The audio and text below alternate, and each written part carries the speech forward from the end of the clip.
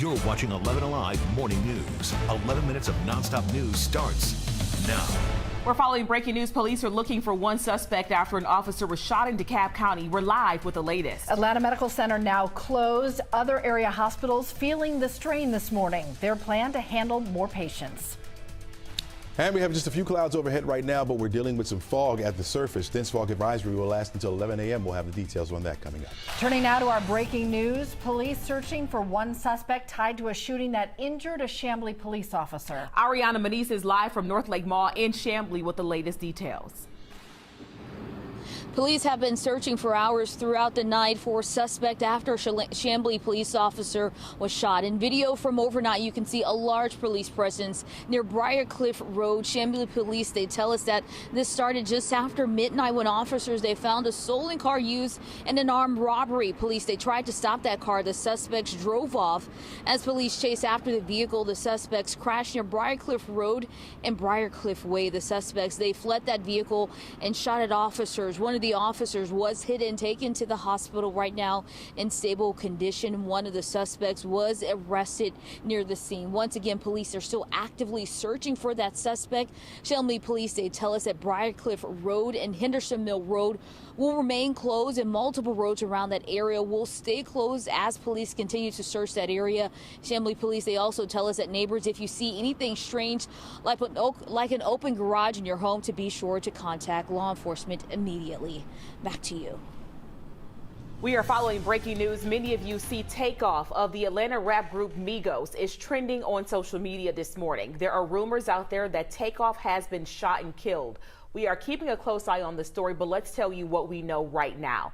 Police in Houston have confirmed TakeOff and Quavo were both at a party overnight at the 810 bowling alley. They tell us one man in his 20s was killed at that party. He was shot in the head or neck. Right now, they are not confirming the identity of that person. They're waiting on the medical examiner before they release a name. Two other people also showed up with gunshot wounds at the hospital. We'll keep you posted on this story as soon as we learn more. Sticking with your 11 minutes of nonstop news, here's what's happening now. A man accused of killing an Ackworth couple inside their own home is expected to appear in court today. Police say Matthew Lance broke into the home of Justin and Amber Hicks last year, then shot and killed both of them, leaving only their 2-year-old son alive. Officers confronted him when they say he tried to break into another home in Sandy Springs. He's accused of stabbing an officer several times before he was shot. The officer survived. A family and community are grieving the loss of 16-year-old Caitlin Pollock. Gwinnett County police say the Mill Creek High School junior and cheerleader was killed in a crash Saturday night on Sugarloaf Parkway. The 21-year-old driver is accused of driving drunk. The Atlanta Police Department now has a permanent chief, and he's a familiar face. Darren Shearbaum has served as the interim chief since May. The city spent months searching nationwide for its next chief, but Mayor Dickens says he wanted somebody who knew the city well. Plus, former Vice President Mike Pence will be in Georgia today campaigning for Governor Brian Kemp. With only 1 week until the midterm election, things are heating up. Pence will make his first stop in Cumming before heading to Gainesville. The hospitals in the metro are bracing for more patients after Atlanta Medical Center officially closed its doors. Shut down at midnight. Molly Oak continuing our 11 minutes of nonstop news with a look at what Grady Hospital is now doing to deal with the surge.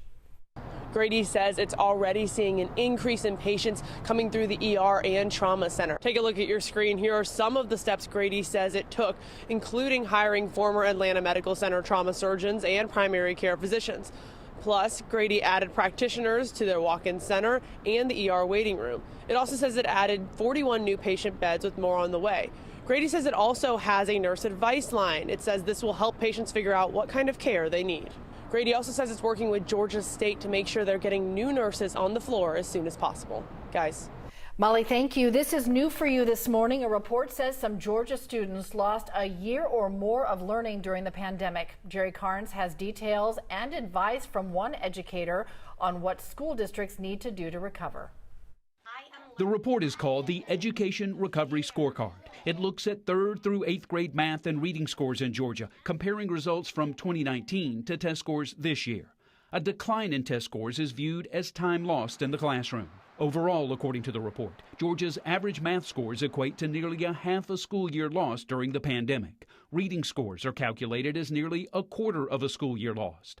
Dr. Thomas Kane of Harvard University's Graduate School of Education helped with the report. He says some school districts will have to make some tough decisions when it comes to pandemic recovery. I actually think that in a lot of places, it will be very hard to manage this catch up without extending the school year, using school vacation weeks, maybe even some Saturday instruction, maybe longer school days. Dr. Kane says it's unlikely a full recovery will come this year. In some districts, it might not happen next year.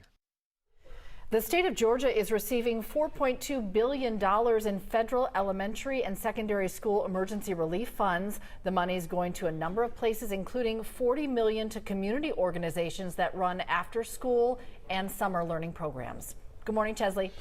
Good morning, Cheryl. We're looking at by noon today, temperatures hitting around 66 degrees. We'll have partly sunny skies by then, but you'll notice, especially as we head toward 3 o'clock, those clouds starting to increase on you just a little bit. When the kids are getting out of school, we're looking at mostly cloudy skies, but no rain coming out of those clouds. Let them play. 71 degrees will be your temperature by 3. We're going up to about 73 for a high temperature today.